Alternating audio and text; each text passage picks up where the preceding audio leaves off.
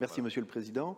Alors, déjà, merci parce que nommer ce plan le plan Marshall, ça vient d'être dit par le président de la 6e commission, ça m'a permis de me replonger un peu dans mes livres d'histoire, parce que je me suis dit qu'on entendait beaucoup parler du plan Marshall, que dans l'esprit collectif, ça signifiait arrivée massive d'argent dans un cadre public de manière à relever une économie. C'est ça l'idée du plan Marshall, hein.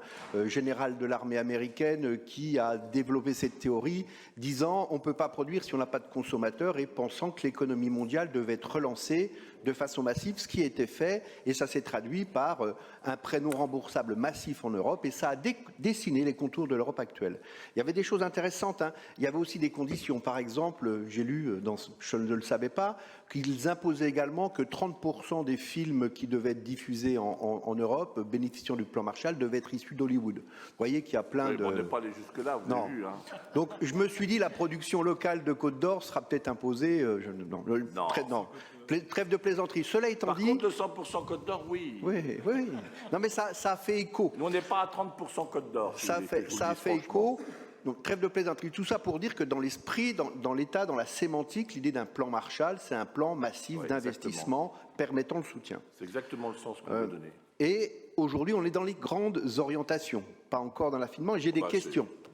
J'ai des questions à ce sujet, simplement qui nécessitent précision. Alors, sur la première partie, sur le bilan, et on votera aussi pour ces grandes orientations, même si on y proposera des précisions nécessaires. Oui. Pourquoi? Parce que, moi j'ai une question, hein. Les 150 millions d'euros évoqués, c'est uniquement la partie appel à projet ou alors l'aide aux communes dans tous ses aspects. L'agence technique du département, l'eau, parce que si c'est uniquement sur l'aide à projet, ça voudrait dire, vous me reprenez si je me trompe, mais que le département triplerait ses aides sur les aides à projet. Pratiquement. Oui, monsieur. Pas un triplement, mais un doublement.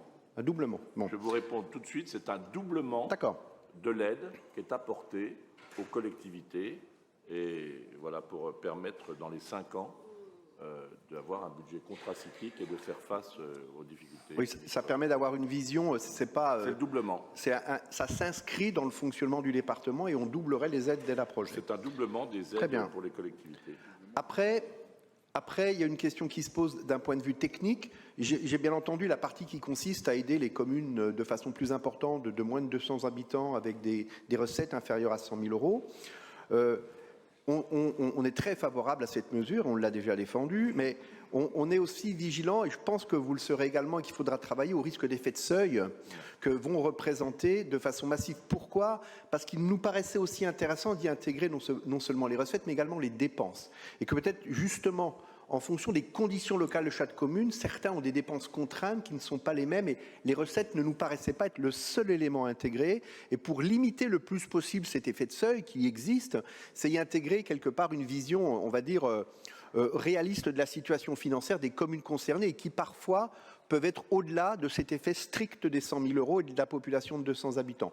Donc c'était un point de vigilance auquel on voulait vous soumettre, de manière à avancer sur le sujet et pouvoir effectivement, sur 4 ans, envisager ces dépenses avec ce qu'elles entraînent au niveau de l'accroissement de l'aide dans ces communes, dans un contexte, et tout le monde en est parfaitement conscient, de difficultés qui risquent de s'accumuler parce que les communes ont également des responsabilités sur leurs habitants, et elles auront des contraintes de dépenses liées à l'énergie, hein. Vous avez dit tout à l'heure qu'on en avait parlé, bien sûr que si. Donc ces communes auront probablement des dépenses aussi qui vont être augmentées, et donc le seuil uniquement des recettes nous paraît peut-être insuffisant, il faudra l'évaluer. Donc voilà, c'était mais on votera pour ce rapport.